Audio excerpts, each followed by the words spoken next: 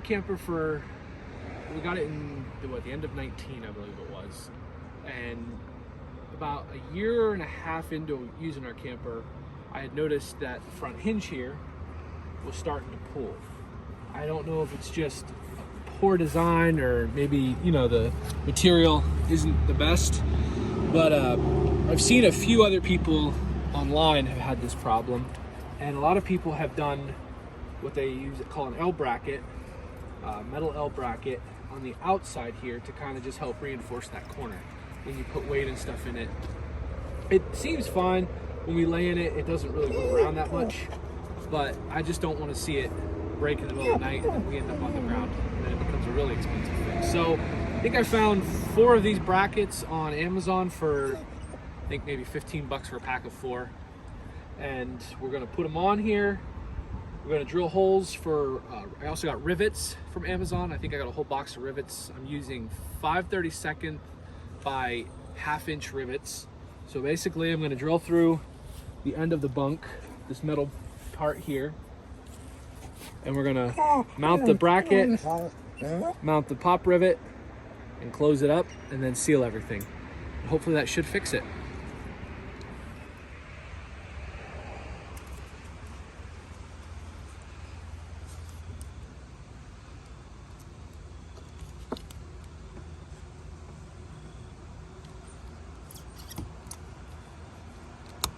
This piece here is just a piece of plastic to kind of hold the corner together. So I just reached in with a knife, cut some of the seal away. And my goal, I'm gonna make it a little nicer looking, but basically my goal is to get this to fit in here like that. I might have to do some kind of clamping here to bring this flap back out, but that's pretty much what we're looking for. And at the end of the day, it's not even gonna look bad. It's gonna actually look like it was designed that way. And just kind of a peace of mind knowing that there's a little more reinforcement when we're laying in bed.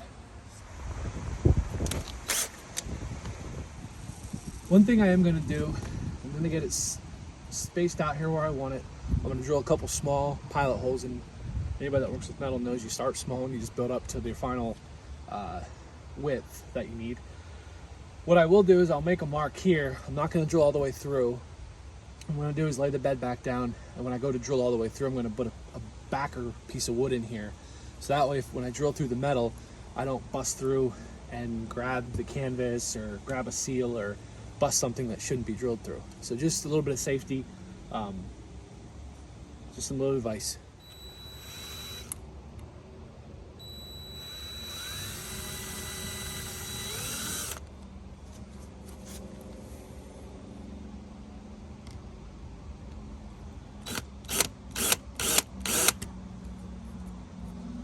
I did 2 to start. What I'll do is I'll get these 2 done and get a rivet on each one of these. That way I know I'm good there, and then I'll do the rest of them as we go. This kicks out a little bit here. I think that's just gonna be how it is.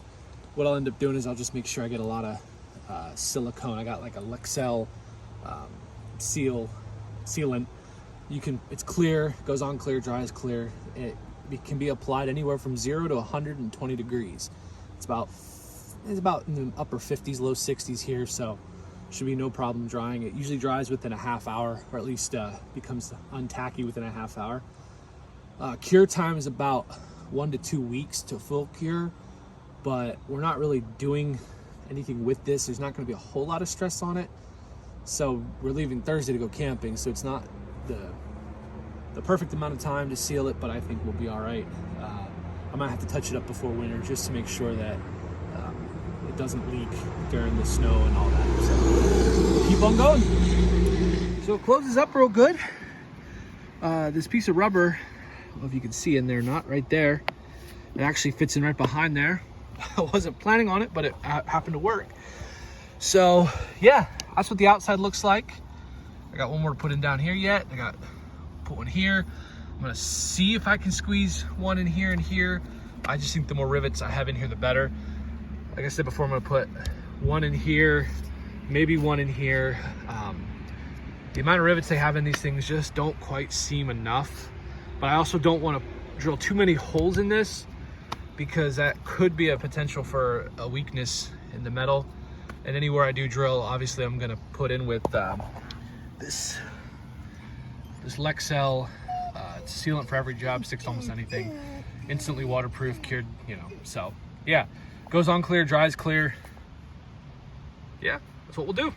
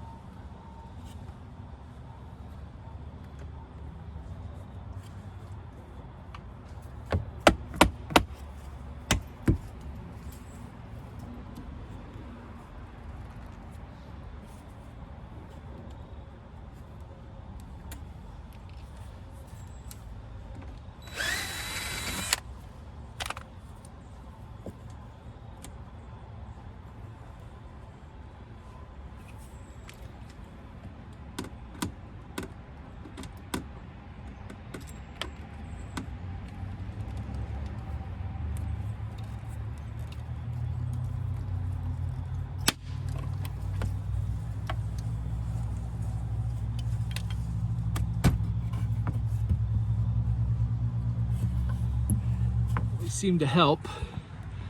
You can see there it got a little more level. I got that rivet in. Right in here, I got to do it again, I think. But this time I'll be able to get the board right about in here and get it pushed up. We got her. We got 6 of them in. That one right there got a little too close to the one inside, but it's okay. There's a plenty in there. So I got 1, 2, 3 there. Let's flip the camera around, see if I can. Got 3 back in through there.